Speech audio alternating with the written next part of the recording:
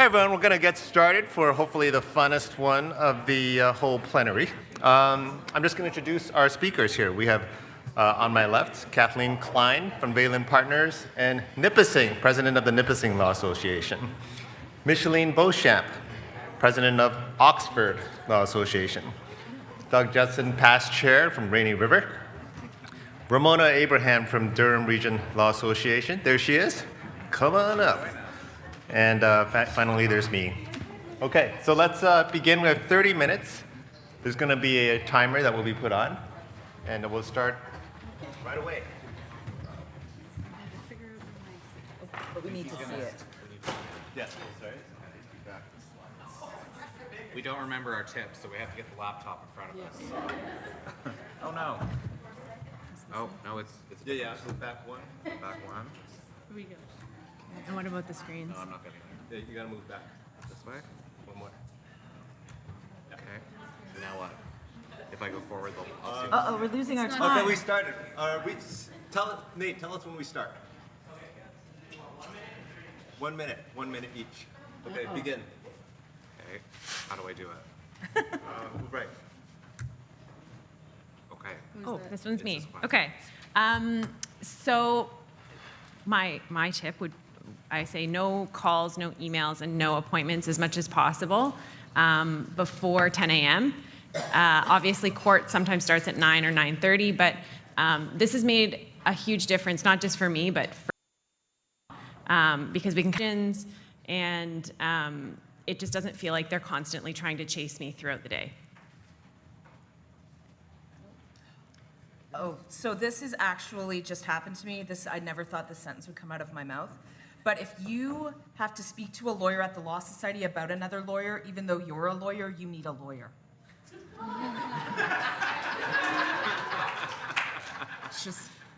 I'll tell you about it later. Hey, Nate, let's just do the slides. Let's just do the slides, Nate. Mine? What is it? Never move it. Oh, yeah. We're on Never Move It. So this is take your holidays. Don't change that. Don't move it. Take your holidays. Make sure that you keep those holidays. Don't work. It's going to take you a couple of days to settle in, but it will work, and work will always be there. So take your holidays. Okay, so this is a tech one. Some of mine are tech ones. If you're a civil litigator, if you're a family lawyer, I think, get yourself a good précis or template for your motion records and briefs that's already hyperlinked. You can dump all your stuff in and just recycle over and over and over again. Because frankly, you need to be technically proficient about that in court, and relying on staff to do it is not necessarily the way to make sure that you're not going to have a tech flub when you're performing. So. Okay, my tip is, I got some wellness tips, some fun tips for when you're not practicing. Kindle, for those of you who are over a certain age, you cannot read books anymore. Let's just talk the truth. The letters are too small. So I used to be, I only want the paper, right? Tactile feels good. But the fact is if you can't see it, you can't read it. So last year I got a Kindle. Before that, I probably read a book a year, 2 or 3 books a year. Now I read like a book every couple of weeks now. It's insane. So I highly recommend you get a Kindle. You're gonna read books like you've never read before. It's awesome. So this one, for any of you who've read or you at least heard of the book, The Four Agreements, this is the first one, and it's be impeccable with your word. And there's a lot of variations or interpretations of this, but one of the big ones is, for me, is to say, if I tell my staff I'm going to be somewhere at a certain time, I'm there at a certain time. If I tell a client I'm going to do something within a certain time frame, I'm going to do it. And if I need to give more time because I know that I can't reasonably get to it in that amount of time, I will do that. This also translates, which I'm working on and not great at all, but this translates to home life as well. If you say you're going to be home by a certain time, it really helps your home life if you are home by a certain time. I am still rather time blind when it comes to that, but it's something I'm working on. So this was mine. So I don't care about feelings as much as therapists do, nor am I qualified to talk about them. So I literally have cards of therapists, and when people start to cry, I'm like, there, here's a Kleenex. Call Nadia. She doesn't charge as much as me, and she's qualified to talk about your feelings, and I'm not. So have a therapist that you can refer people to. What about opposing counsel? You refer them to therapists. Absolutely, I should. I think this is mine. Use one calendar for all your things, whether it's personal, business, whatever portion of your business. One calendar, you look at it. I color code mine so that everything has a different color. And I go, okay, red is my criminal matters. Blue is civil. I have yellow for my personal matters. So this way, when I look at one calendar, I've got it all. And I don't book things. I don't double book things. I make sure that it's all on one. And I can see it in one glance. Okay, so this is just one that we've sort of tried to instill with our juniors and also to demonstrate it with ourselves, is to devote an hour to practice management, which I think is especially important for small firms, sole practitioners, because I found that there's an inclination to be like, oh, I'm going to bundle up all this stuff I haven't done and deal with it during this enigmatic free time I have on Friday, which inevitably never happens, right? So this is something we've been trying to reinforce as a necessary part of the practice day at our firm. Can you give it an example of something that you would try and do just like in a 1 hour? I think it's like, it's sort of part of like a tactic to try to get as close as you can to inbox zero, like organizing your emails, doing your docketing. And I know that's especially tedious if you're in like a legal aid practice where there's sort of a bit more orchestration into how you're billing that time and staying on top of that stuff. Oh, right, wellness. So in my Middle Ages, I discovered that I used to think, oh, my pants are too tight. So I would size up my pants. And then I realized it's not the pants' fault. I'm serious. I was like, what's wrong with my pants? So anyway, I got a Garmin watch. And I gotta say, especially if you like to keep track of stats, I started to get more and more fit. I was like, oh, I gotta get my workout done. And it's changed my life. So highly recommend. If you don't have a fitness watch, get a fitness watch, track it with Strava, and it's social as well, so that motivates you. It's totally incredible. Just for fun, I'm into cross-country skiing. The first time I did the race, I finished 50, and then 25, and I won last year. So, yeah. So just on that note, a related tip is the waistcoats you buy at Harcourt's, they come with 3 inches of give in the back. Someone told me that. One of my favorite sayings is something that a principal of a friend of mine actually said, and the saying has really stuck. If it doesn't require a law degree, don't do it. So you as the lawyer, if it doesn't require a law degree, figure out a way to delegate it, whether it's to staff, to AI, as we heard from Dan this morning, or in your own personal life. If you don't need to take it on, don't take it on. Oh, so this I've had great success with. Back, particularly when things had to have personal service and you'd have issued applications or whatever, have real estate agents do it. They'll do it for free because they might get a listing out of it. And because they're like, surprise, you're getting divorced. Oh, this is a lovely home. So I've been doing it for years. I've never had to pay for process serving. Melissa does it all the time. See, at our firm, we use criminal accused for that. Oh. Look, this is you. I think you. this is me. This is you. Yeah, efficient intake calls. So over the years, when I first started, I would take forever on an intake call. It would take a long time because your client wants to tell you their story, and they would go on, and you're thinking, I don't need this information right now. I don't even know anything about your case. So now I find that I can take half the time. I just have to ask the right questions. It takes time to hone this skill, though, let me tell you. And you have to just sort of gauge what your client is trying to tell you and just get them back on track and just keep asking the questions that you need answered and tell them, we'll talk about that later. When I get the disclosure, when I get the information, then we can get into all your story. But right now, I just need this. And then it's half the time. And just make sure you just get very efficient with it so that you don't waste your time. So this is one that I think has actually come up at Plenary before, is consider trying to bake a lot of your overhead disbursements into a technology and file storage and retrieval fee, a flat fee that you open with each file. Maybe it's a different amount for like how involved the file is going to be, but your clients will appreciate an explanation about why you're charging them for that disbursement over the life of the time you need to store that information versus being nickel and dime for stupid things like scanning and faxing. And I better not hear anyone's doing that because it's ridiculous. Because it will, like, it adds up, it does, but, you know, a lot of time is spent, you know, dealing with sort of the technology element of the practice that is supposed to make our lives more efficient, but as you know, it's a time suck as well in sort of how you collate that information in a digital storage environment. Oh, has your email been hacked? Have you guys seen this website? Who's seen this? Raise your hand. Okay, only a few. Great. Go to this website, haveibeenpwned, pwned.com. Type in your email. I guarantee you've been hacked, and you're going to see it. And not only that, it will tell you how it was hacked and when. And so you better change your password. Or get a new email. The first time I did this, I'm getting a new email address. So, if you haven't been, Law Pro has a door prize for you.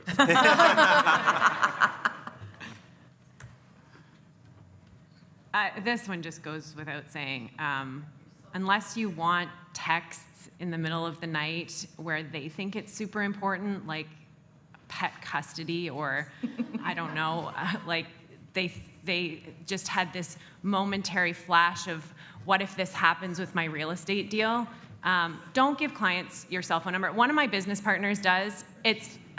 He's a solicitor mostly, so I think it helps a little bit, but it's crazy. He'll get calls in the middle of us having conversations. If you're a family law or a criminal law practitioner, keep a separate phone if you are going to do that, especially crim. This is a wellness tip. This one will keep your brain hopefully online for many years to come. So if I get emails at 1 a.m., I shouldn't give out emails either. Yeah. And take notifications off your phone. If you haven't done that yet, do it. Trust me. The tip is really get a burner. A flip phone burner, yeah.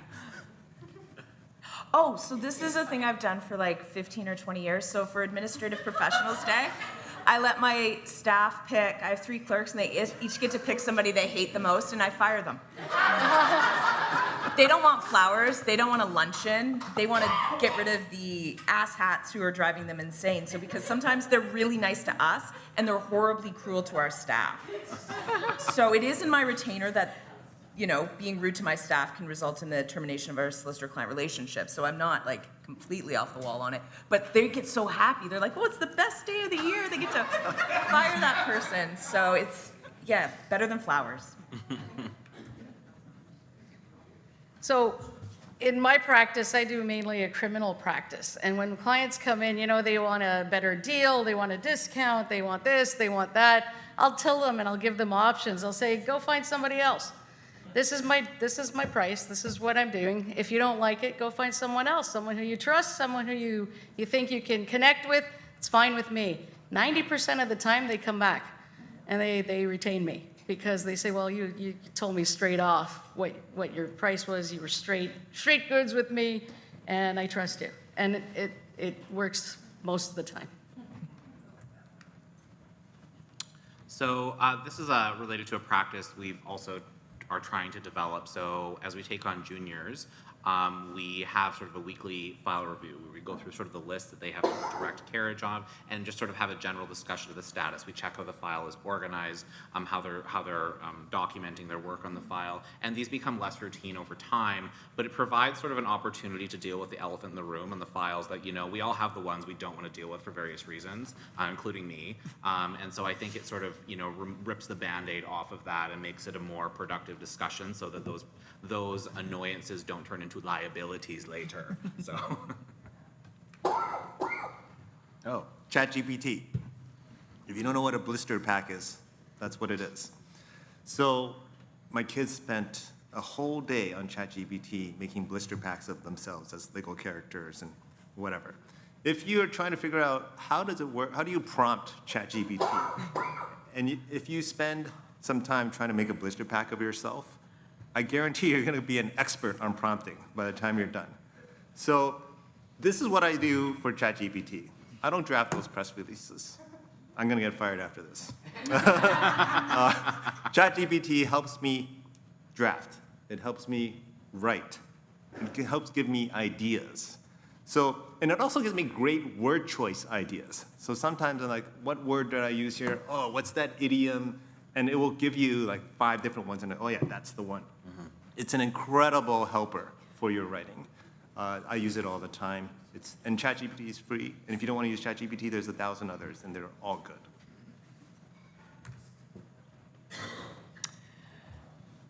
So this one, this is a luxury. If you can take time to hire in your firm, take the time, spend the time asking questions. My business partner this was how he hired me, actually. He didn't call my references. He was at a wedding with people who went to high school with me. And so he said, this is great. You guys aren't on her reference sheet. You have no skin in the game. Would you hire Kathleen? So take your time hiring it.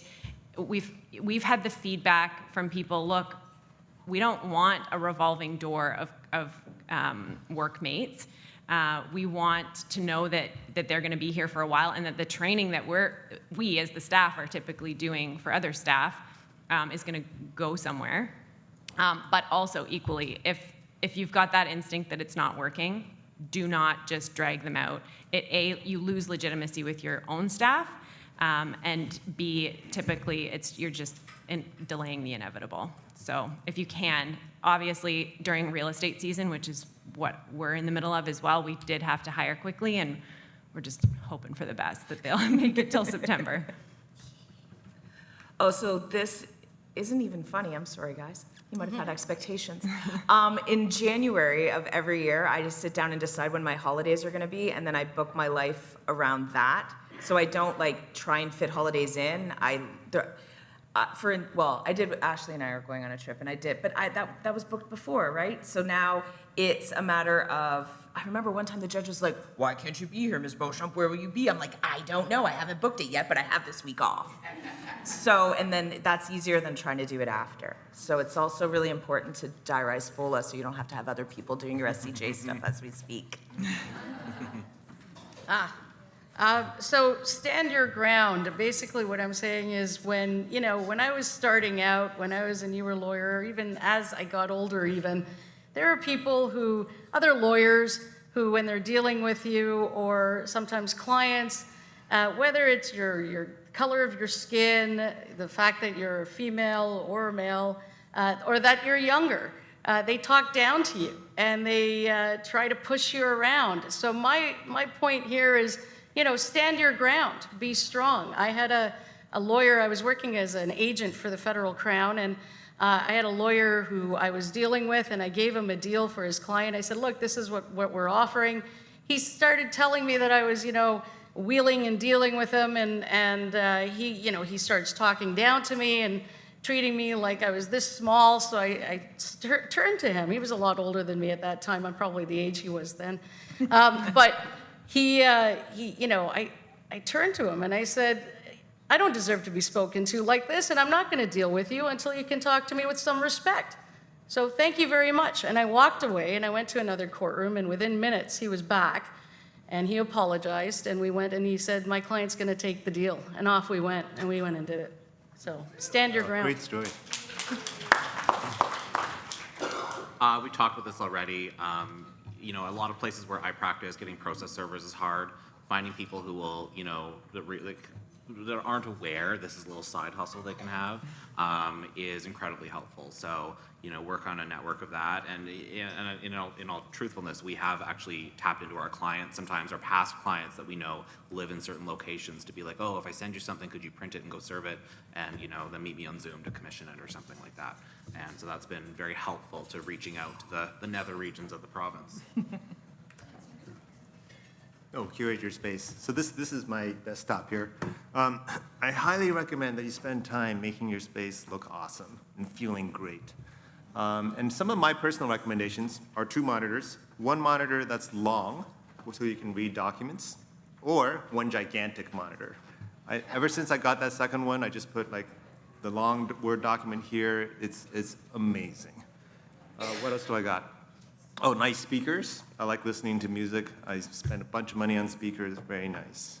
You can get your nice microphone also. I think that's important because you're on Zoom all the time. Your voice matters. So what I recommend is you've got your webcam camera already. Buy yourself a mic. Compare how you sound. Just record it.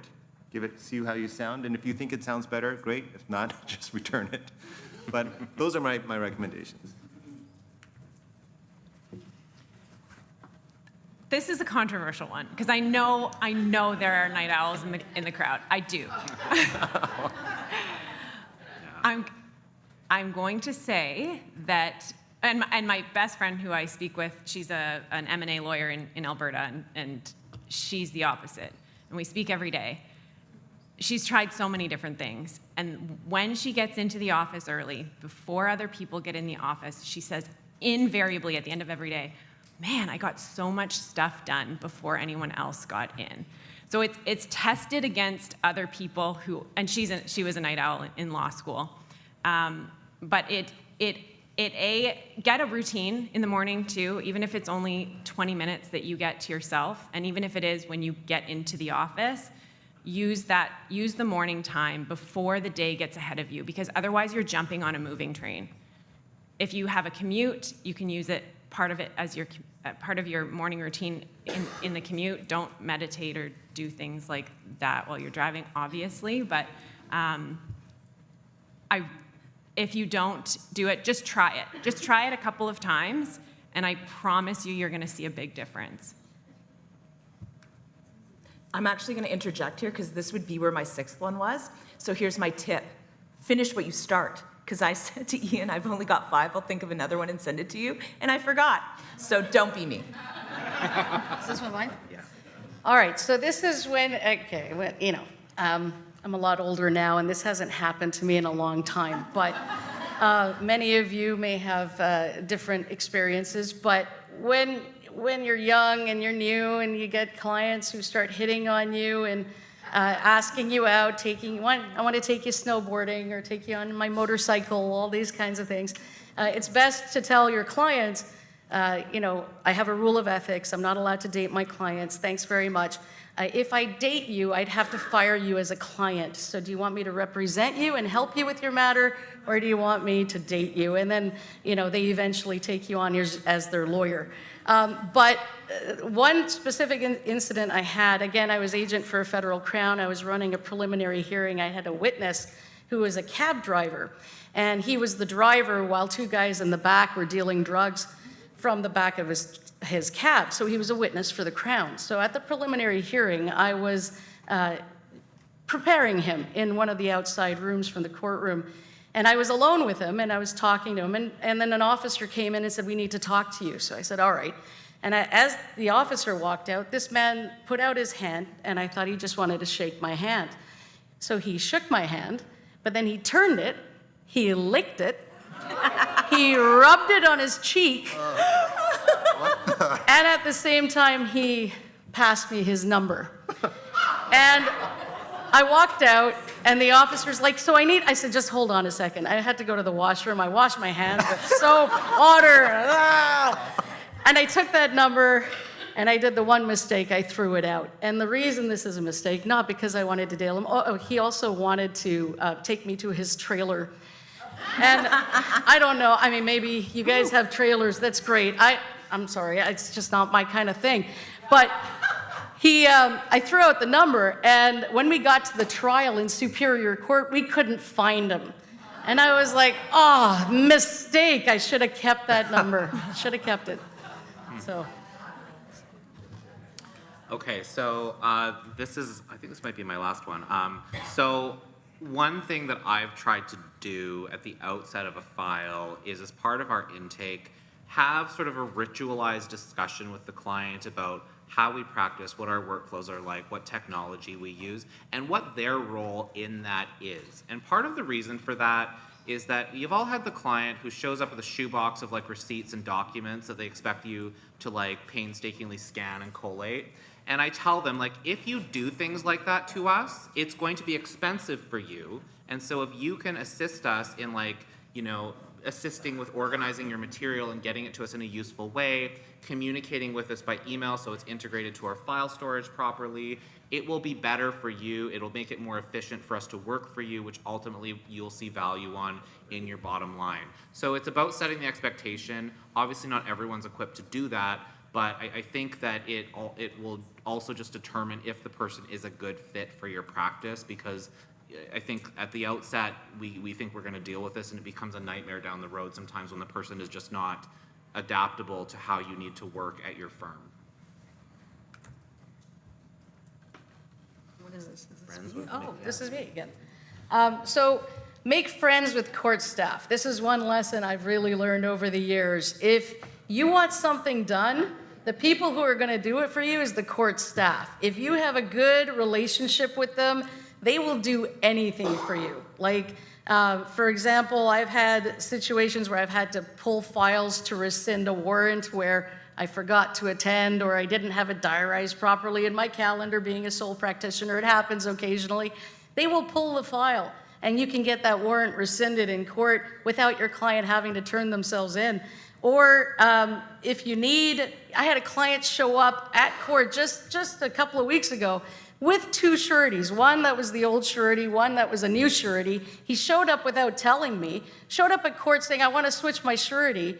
I didn't know about it. I get a call from duty counsel saying, your client's here, this is what he wants to do. I'm like, what the heck is going on? Luckily, I knew the court staff, they knew me. I had a pretty good reputation with them. They pulled the information, brought it into court. He was able to get that surety switch done that day, which is unheard of. Usually you need 2 days in advance, all this kind of red tape. And it's because the court staff knew me. And if they're friendly with you, you're friendly with them, they will do everything they can to help you. And they're the ones who run the courtroom, let's be honest. It's not the judge, it's not the Crown, it's not you, it's the court staff. So be good to them. Oh, yes. I'm not saying The Economist is high-quality content.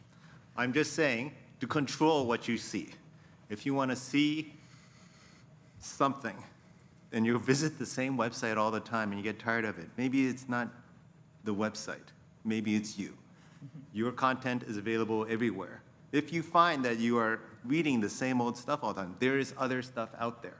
On the other hand, on the other side of the coin, if you're always reading stuff that's curated already just for you, it's helpful to read the other side and to expand your horizons. So that's what that's about. Ever since I've done it, I found enjoying life is a little bit easier, kind of.